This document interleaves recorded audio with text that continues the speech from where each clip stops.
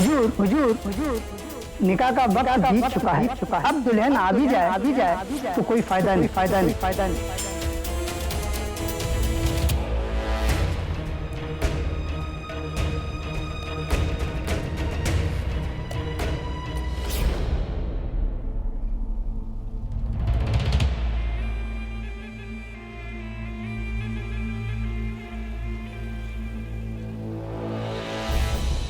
लज्जा नहीं आती?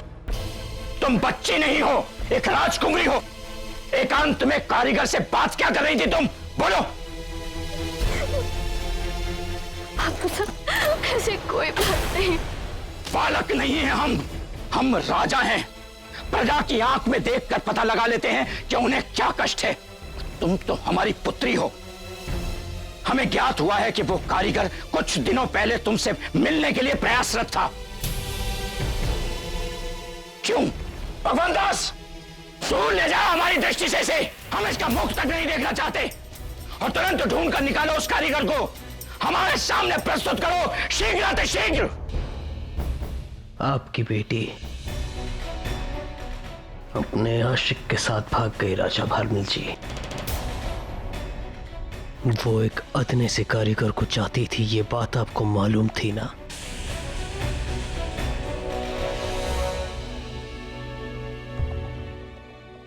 आप हमारे ससुर हैं आमिर नरेश। हम आपकी आंखों में आंसू नहीं देख सकते, बस सच जानना चाहते हैं। शहंशाह, हमने स्वप्न में भी नहीं सोचा था कि हमारी बेटी इस तरह का कोई कार्य करेगी। तो फिर आपने उसे अचानक आगरा क्यों भेजा? हमारा पैगाम मिलते ही दौड़े क्यों चले? इस रिश्ते के लिए फौरन हाँ क्यों करती?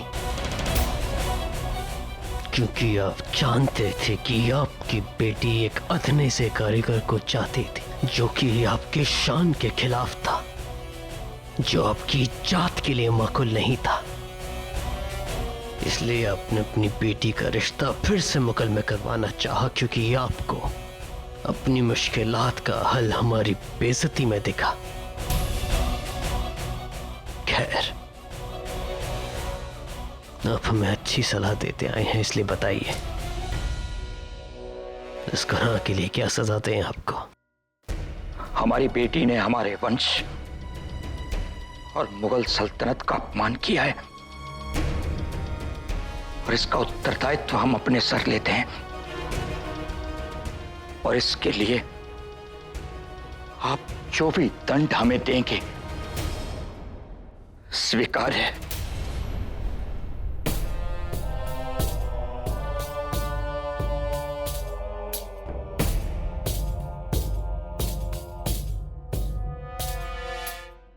आपने अपनी बेटी का निकाह उसकी मर्जी के खिलाफ करना चाहा,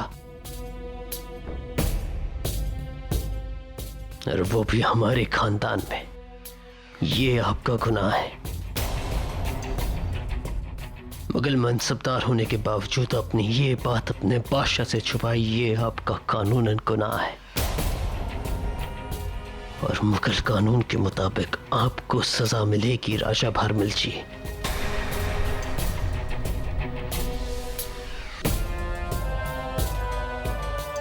राजा भारमिल जी को कैद खाने ले जाया जाए।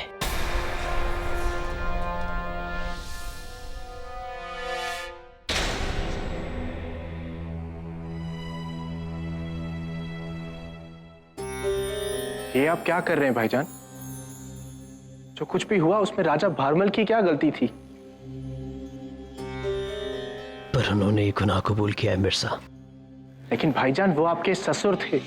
शरफुद्दीन हमारा बहनोई है और बख्शी बानो हमारी बहन है, लेकिन उसके बावजूद जब बात इंसाफ की आई तो हमने उन्हें सजा दी। इंसाफ से बड़ा कोई रिश्ता नहीं होता है मिर्जा। जिसने गुनाह किया है उसे सजा मिलेगी, यही कायदा है, यही उसूल है।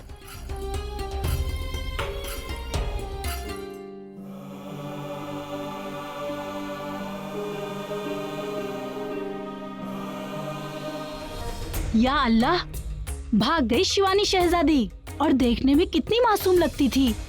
अक्सर मासूम चेहरों के पीछे ही शातिर दिमाग होते हैं। हम भी वही सोच रहे हैं कि शहंशाह अब क्या करेंगे। बहुत गुस्से में हैं। अब तो सब और उनकी रुसवाई होगी। आपने सुना है शहंशाह ने राजा भारमल को कैद खाने भेज दिया है। उन्हें ताजिर के गुनहगारों में शामिल किया है। जल्द ही उन्हें सजा भी दी जाएगी।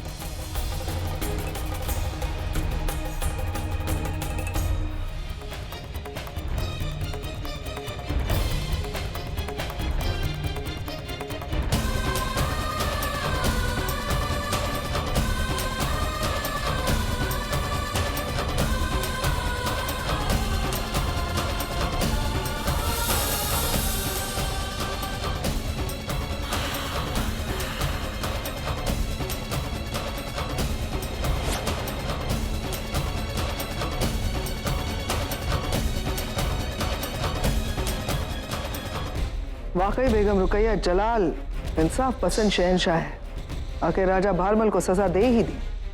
हाँ, क्योंकि जलाल की नजरों में गुनहगार जोधा बेगम के घर वाले हैं, जोधा बेगम नहीं।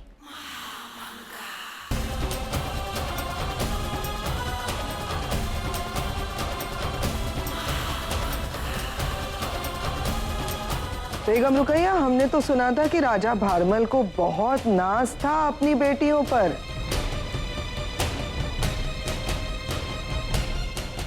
और बेटी ने ऐसा गुल खिलाया कि वालिद को ही कैद करवा दिया।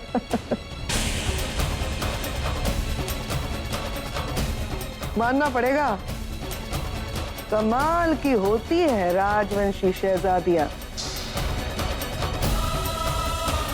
जब अपने ही घाव दे तो कोई औषधि काम नहीं आती। हमारे अपने पिता और बहन ने चला हमें, तो इस घाव को लेकर सदा जीना होगा हमें। शहंशाह, जो कुछ भी हुआ उससे हम बहुत आहत हैं, और बापू साहब, परंतु उनका दोष इतना बड़ा भी नहीं कि आप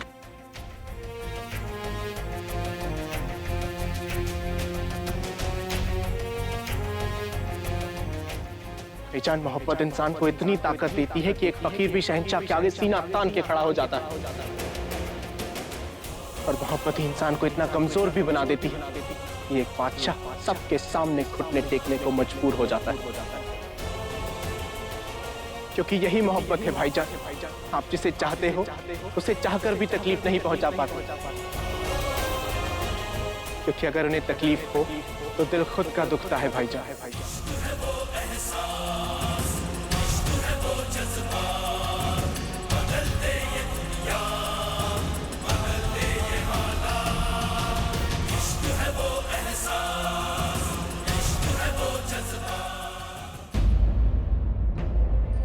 शहंशाह बिना कुछ कहे क्यों चले गए?